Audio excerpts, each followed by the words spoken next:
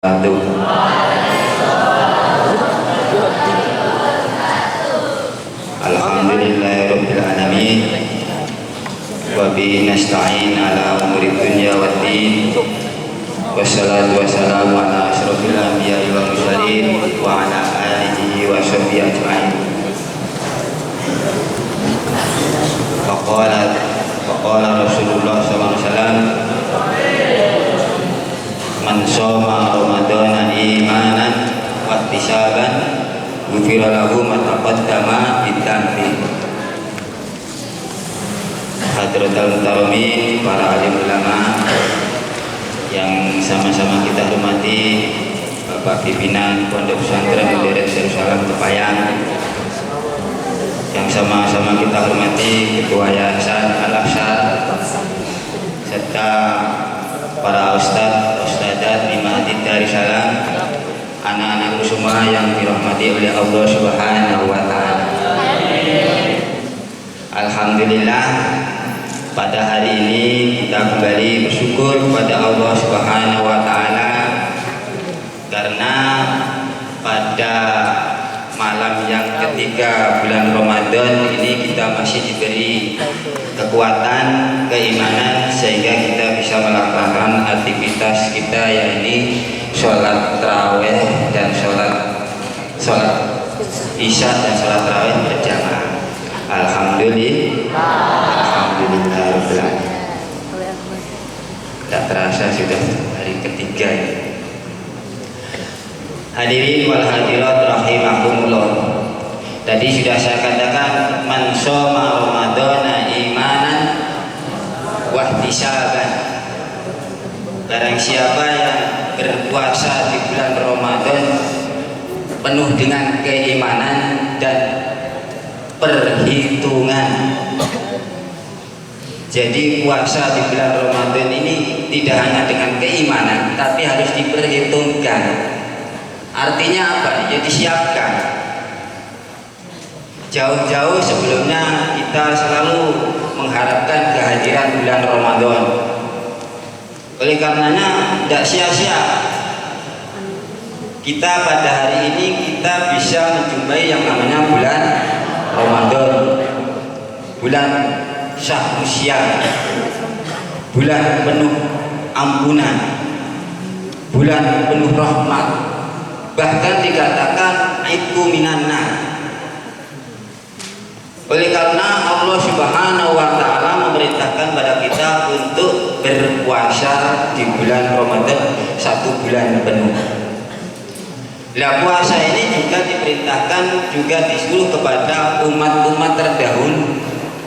Jadi puasa ini sudah paket lama ini, perintah lama, mulai dari Nabi Adam sampai Nabi Muhammad sudah diperintahkan yang namanya puasa. Cuma beda caranya. Nabi Daud puasanya 1 tahun penuh, 1 hari puasa, 1 hari. Nabi Isa alaihissalam 2 bulan berturut-turut puasa. Nabi kita Muhammad SAW bahkan umatnya yang namanya agama Islam diperintahkan puasa di bulan Ramadan. Puasa di bulan Ramadan ini ada keistimewaan sendiri. U'tiyat ummati khamsa khisalin fi Ramadan la ya'tuhunna ummatun minal ummami qablaha. Aku beri 5 keistimewaan di bulan Ramadan yang tidak pernah diberikan kepada umat-umat sebelumnya. Ini kata hadis Nabi. Apa itu keistimewaan? Yang pertama, khuluqu famis shaimi atyabu indallah. Apa itu? Bau mulutnya orang puasa itu gimana? Enak gak? Kok tahu? Hah? Bau mulutnya orang puasa itu tidak, tetapi atyabu indallah min rihil miski. Menurut Allah itu lebih harum daripada minyak misik, minyak kasturi. Walaupun bau menurut kita, menurut kebiasaan kita baunya tidak enak, tetapi menurut Allah adalah lebih harum. Lah apa fungsinya kok seperti itu? Yang jelas untuk membedakan mana orang yang puasa, mana yang tidak puasa. Kalau orang yang puasa baunya pasti itu. Kenapa? Ya kan puasa. Orang puasa itu kan ya memang nggak makan, tidak minum. Tidak hanya itu, juga harus meninggalkan hal-hal yang dilarang oleh Allah Subhanahu wa Ta'ala. Oleh karenanya ya gak apa-apa walaupun baunya tidak enak, tetapi menurut Allah harum. Ya kan? Atyabu indallahi min rihil miski. Ini yang pertama. Ya kan? Yang kedua, wa tastawbiru lahum al malaikah. Para malaikat memintakan ampun kepada Allah untuk orang-orang yang berpuasa di bulan Ramadan. Jadi mulai imsak, mulai subuh sampai maghrib itu malaikat memintakan ampun. Bahkan kalau nanti kita rajin melaksanakan sholat malam, sehingga kita bisa menjumpai yang namanya malam Lailatul Qadar, malaikat itu turun. Tanazzalul malaikatu warruh. Para malaikat dan malaikat Jibril turun ke bumi mengucapkan salam gitu. Mendoakan kalian, mendoakan kita semuanya. Selamat kalian. Oleh karena jangan sia-siakan puasa itu. Jadi harus diperhitungkan betul. Jadi tidak hanya puasa kayak ya puasa meninggalkan makan dan minum, itu puasanya mbak itu. Ya, mulut kita dijaga, telinga kita dijaga, mata kita dijaga. Oleh karenanya orang yang puasa itu ya diperhitungkan tadi, ngomongnya itu ya sekali-sekali. Ya, karena ngomongnya hati-hati untuk menjaga hal-hal yang tidak baik. Oleh karenanya kita harus bersungguh-sungguh mengamalkan yang namanya ibadah di bulan Ramadan. Ya, bahkan hikmah yang kedua, yang ketiga, wa tusfadu fihi maraddatis syayatin. Malaikat setan-setan itu, para setan itu dibelenggu, dirantai di bulan Ramadan ini. Oleh karenanya orang yang berpuasa itu berpikir-pikir, kalau melakukan hal-hal yang tidak baik masih berpikir-pikir, malas.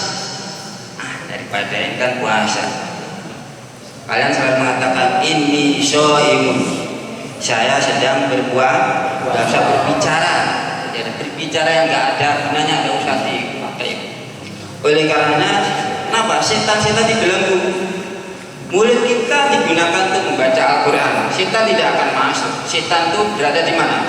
Di lubang-lubang kalian, di mulut kalian, di telinga kalian, di hidung kalian. Pokoknya lubang-lubang itu tempatnya setan. Maka digunakan untuk zikir. Apa tertawa?